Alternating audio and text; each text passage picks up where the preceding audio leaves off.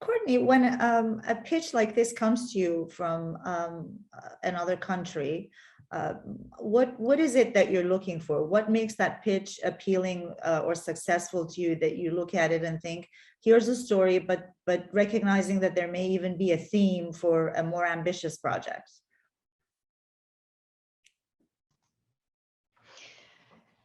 So there were a number of different things that I really liked about this pitch and about developing it into a series. I think one primary thing was that we were going to be able to look at women who were, quietly advocating for themselves in their daily lives, which I think is something that it's a very hyper-local series. It's something that you don't always have access to, certainly just as like a viewer or a reader, or more generally in journalism. It's a very visual series. Every single piece, from Zorkhana to auto mechanics to fishing to motorcycles, had the crux of the story was seeing women do something that was very visual. And I knew that we would have lots of scenes and tons of B-roll, which is what we're always looking for at Vice. I also thought that, and this is actually something I was rewatching all of them this morning. And it was something that I knew was going to be the case, but it came through even much more strongly than I anticipated, was that although a lot of the issues we were looking at were quite specific to Iran, it felt very relatable and very universal, I think, to see the women in our stories and the other people in our stories as well, different. And I kind of want to let Gelareh and Milena speak to the editorial more than me, since they really made it. But the allies who were supporting them, and just everyone that we got to see, the series to me felt very universal. And that's something else we're looking for in our international journalism. I think, there's a bit of a balance, because we want it to, be affecting for a US audience and an international audience, as well as an Iranian audience. And I could tell that the series was going to do that. And I think that came through even more clearly than I had hoped for. Yeah, that was what was striking when you're watching some of these series and you see that the women are pushing against the barriers. It felt that you could relate to them in even, in the US or other places where women are striving for equal pay, say, or promotions, or breaking into professions that are traditionally male dominated. Milena, when does your role come in a project like this? And particularly, how do you try to help a team that's not in the US or may not be American understand how to create an angle that will have a Western or American audience?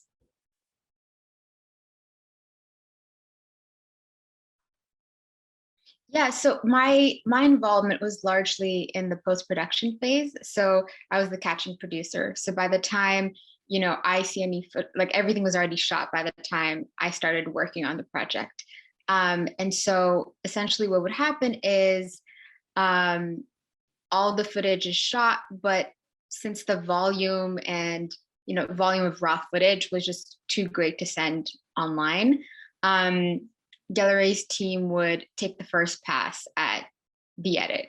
And so to do that, we would just go back and forth, going through skeleton scripts, talking through the story arc, with her team. And then once, after exchanging notes, once we felt like it was in a good enough place, they would send us a more whittled down version of the project. And then I would work with a video editor in New York to, add in VO and, maybe make any structural tweaks that we might need to.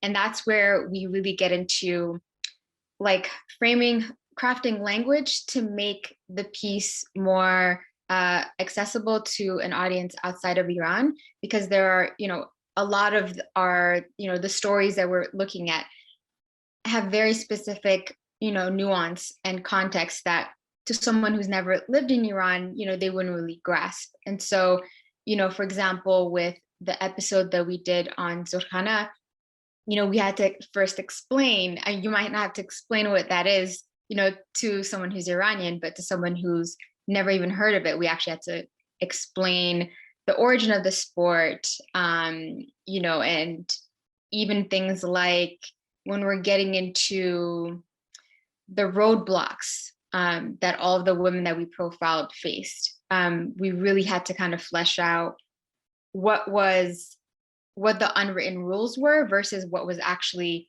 codified. And so I worked closely with Gelareh's team to really unpack those nuances and put that into the VO.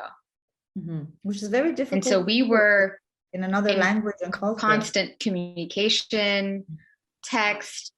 We definitely communicated a lot, and it wasn't just about scripting, was also reviewing all of the subtitles once everything was translating. And so I'd say that's one of the things we went back and forth on the most, is like how to appropriately translate some of the dialogue, as well as some of the more like complex concepts that just don't quite translate in English, and just making sure that it's clear enough for someone who just doesn't have any background whatsoever.